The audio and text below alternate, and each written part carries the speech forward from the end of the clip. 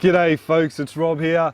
Today's clip is going to be looking at some of the veggie container gardens and berry container gardens we've got on the hop around the place here. I've almost finished setting this one up behind me here, so I'll bring you along just to show you the last few things that need to be done.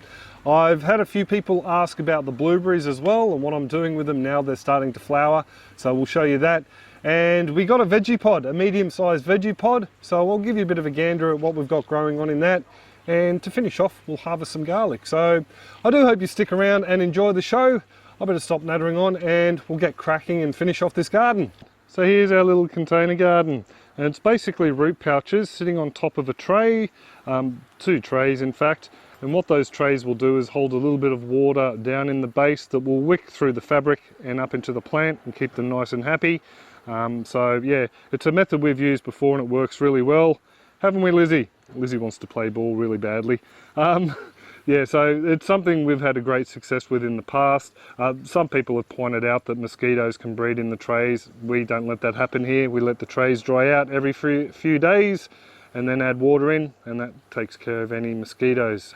Just to give you a bit of a run through what we've got here. Over here we have a hedge, a root pouch hedge, little jobby. I've got some oregano on one end, society garlic in the centre, and some mint just in this end here. Up the back there we have a sunshine chilli. She gave us chilies all through winter, not handfuls of them, but we had one here and there that we could use in meals, and she's got a lot of new growth coming through down the bottom, so I'm contemplating trimming her right back after we get some fruit off. There's a little volunteer that's popped up in there as well. This little pouch in the centre is a ginger that we're just overwintering. It probably should start sprouting soon. We've had a fairly warm spring and winter actually. Down the front here we have a strawberry container. This one here's got 3 strawberries that I almost killed in it. I was pretty crook a couple of weeks ago and I didn't water any of the small pouches. And because the pouches were so small, they didn't hold a lot of moisture. And I've luckily enough saved 3 of my 5 strawberries that I had in pouches, so they should take off nice in there. They got some reconditioned potting soil and some little bits of fertilizer. Just one pointer though, when you're planting out your strawberries, make sure you keep that crown above the soil level. If you plant that below, you can end up with a little bit of rot, so that was one thing I was very careful to pay attention to when I was transplanting them. Just down here we have a sweet pepper or capsicum. It's a little dwarf variety. Lizzie really wants me to throw this ball. Excuse me folks. So this little capsicum here is a little patio capsicum. It's a little dwarf variety or sweet pepper. I'm hoping that I'll be able to rig up some sort of veggie net over the top of it just to keep the fruit flies out. Behind it we have a hoa nok, which is a Vietnamese green herb, and in there we also have a couple of garlic. These garlic have set bulbs, but as you can see they've got some swelling on their stems as well. Now this hoa nok was transplanted out of the Aquaponics, so it's taken a while to bounce back. It was looking very pale through winter, but now we're starting to see some colour come back to its leaves. A few of these plants actually need to be fed up with some fish emulsion, so we'll get to that this week. Down here we have our little green onions. They're actually red shallots, Chinese red shallots. We've just let them turn into basically little thin green onions. They were in a pot near the back stairs.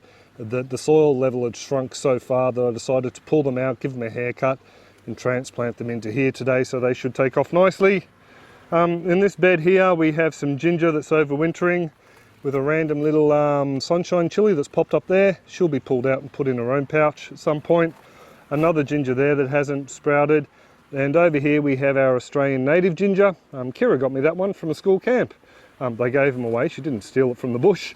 So yeah, that one is a mystery to us, never used it before. I don't know what the rhizome smells like, so I'm looking forward to trying that one, maybe at the end of the season. And down here we have a pouch of volunteers. There's a ginger in there, and there's also a warrigal green that's popped up. And we have a potato as well. I take it that's going to be one of our purple Congo potatoes that we get popping up randomly. And just down there we have a little patio cucumber. That's going to go into this middle pouch up the back there. And this pouch on this side will have some snake beans in it. I'll probably put 3 in there and maybe some carrot seeds in there and some Armenian cucumbers over there. So first of all though, I need a trellis for them to climb on. I was going to use this concrete mesh or Rio mesh as a little bit of a support for it, but then I realised I'd have to drive stakes into the ground either side, and then, you know, it's going to sit behind the pouches, so the plants are going to have to grow backwards onto the trellis. So I've come up with a bit of a different idea. I'll set up the camera and give you a bit of a gander. So what I'm using instead is a cage from the Aquaponics. This was actually the cage that this grow bed sat in. This tray was an old aquaponic grow bed. I turned it into a tray for this pouch garden, so it fits nicely around the outside. So what I've done with this cage is I've drilled a hole there through the top bar. I've got some wire, and I have another hole down here with some wire in it, and I also have another hole through here that matches up with a hole I've drilled through the tray. Now, to connect this, all I'm doing is running a zip tie, just a recycled one I've got here, through the hole, through the container there, and back around, and that'll be enough to keep this in place, I think. And the same will happen on the other side as well.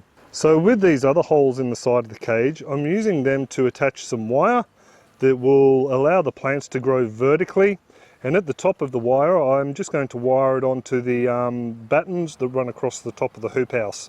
Just over the back here, I'm planting out a small cucumber variety. I didn't want to pop him in the pouch before the wire went up, just in case I damaged him moving it around.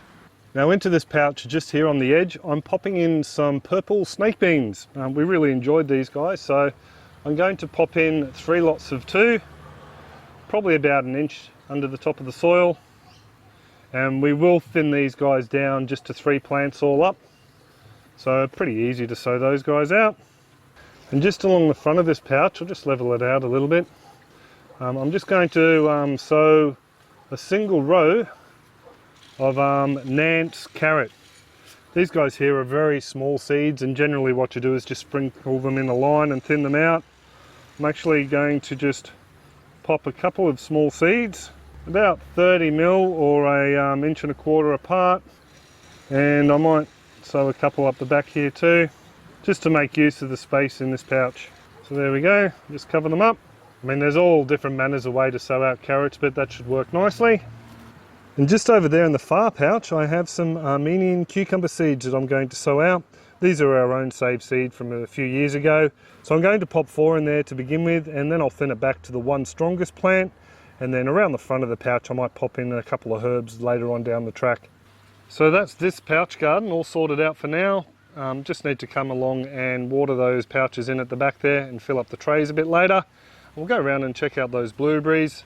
Just here we have our broccoli, harvested a head there the other day, and we have another one down here, and hopefully we'll get some nice side shoots from these guys. There's a couple of small ones coming in down the side there, and down around the corner here are the blueberries. We started off with 4 blueberry bursts, and they're going very, very well indeed. 3 of them have started to set out flowers, the 2 at the front and that far one over the corner. Oh, this stick in the middle is a Malabar chestnut. Thank you very much, Ray and Kerry. I almost killed this along with the strawberries, but as you can see, there's some new leaves coming through. Also popped it into a slightly larger pouch. Now just back to the blueberries, Robert.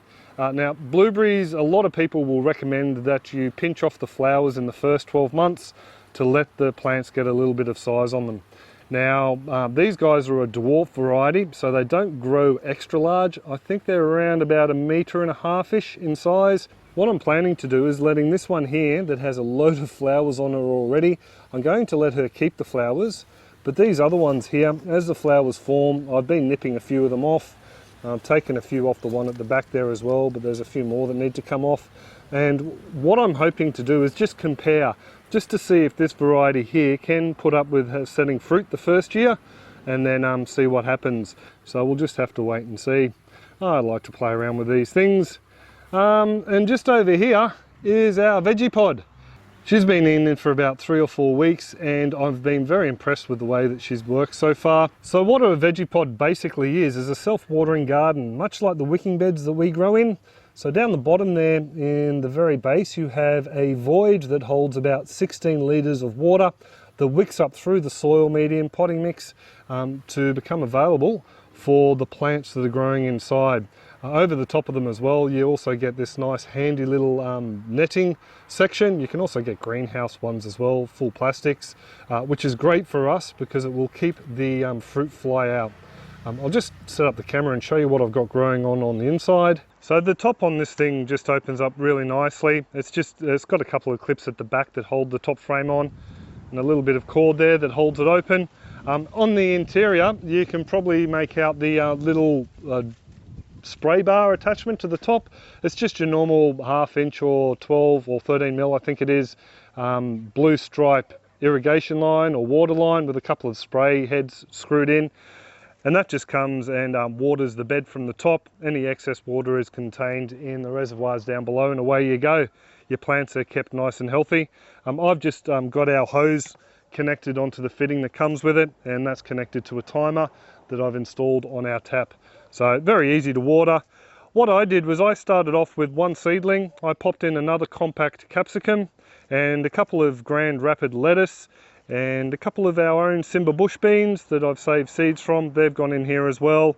And we've got the odd slow starters with the misters at the top. I didn't have them set correctly, and both these opposite corners weren't getting watered to begin with.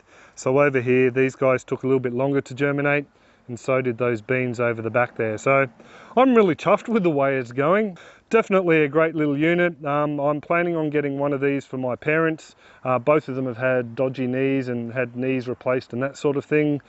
So being nice and tall on the stand, that's also a little bit of a bonus. So yeah, I can't fault it so far. We'll continue growing with it though, and we'll see what I think in 6 months' time. So enough of the Vegepod and pouches. We'll go down and we'll harvest some of this garlic in this root pouch garden bed here. So we planted out 2 varieties. One I think was a Creole variety. They generally like a slightly cooler climates than ours. And the other one was the Glen Large variety, which was developed for warmer climates like ours. Over on this side here, I planted out all the red Creole, and I've left the stalks in. It died off a fair while back, just so I could find out where they are. And as I thought, they didn't do too well. Haven't got the largest bulbs here. From the get-go, these guys didn't look too healthy compared with the others. So it's still got some nice usable bulbs. I dare say I'm going to miss a few as well, and they'll probably sprout up next season. There's a couple down the front here. So there we go, folks. Not a fantastic size bulb there with these Creoles, but you know, I'll take it. We had smaller bulbs harvested from the Aquaponics, and we put them into a pumpkin soup, and they tasted absolutely fantastic. So we'll just pop these in the small pouch. Now onto these Glen Large. Now these guys did slightly better, but then again, they are developed for our climate. So a nice larger bulb, and there we've got a bit of a swelling, like the other ones in the pouch. Another nice decent sized bulb. I'll just go through and pull the rest of them out. Well, this one's through the roots, the little capsicum here. Oh, there we go. One sprouted from the side of that one.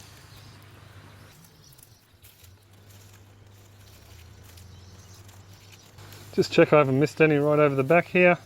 Oh, that looks like about it. So they're not the biggest bulbs of garlic. Some of them actually have rather large cloves in them.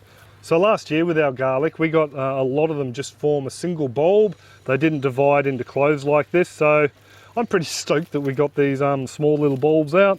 Generally the Glen Large, an average bulb is a little bit bigger than this one, so there's always next year.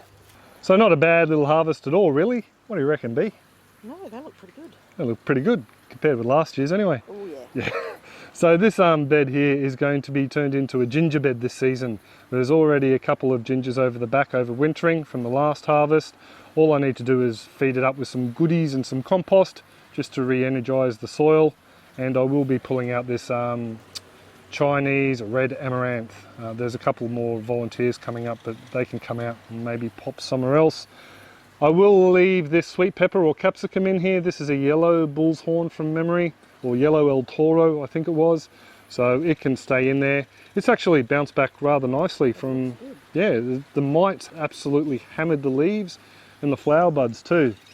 They started to turn brown and look a little bit wilty and withered. Just quickly, we still have a broccoli up the back there. So we'll get a small head off that one and maybe some side shoots, but I don't think it will it'll live through the heat of summer here. They tend to go to flower fairly easy. So I'm pretty happy with the selection of plants we got on the go in there, and also over there with the Vegepod as well. I'm thinking that's going to grow us some very tasty veg. Plus we've got a few other bits and pieces, more than a few actually, going on in the aquaponics at the moment, and the garden out the front. So I'm pretty pleased with the start for spring for us. If you guys are into blogs as well, I posted the first blog onto our website the other day. It's just looking at some seed sowing guides and things like that, and a little bit of an update on what's going on around the patch. So I do hope that you've enjoyed the clip and you may have picked up a pointer or two, and I will catch you all next clip. Cheers all, have a top one.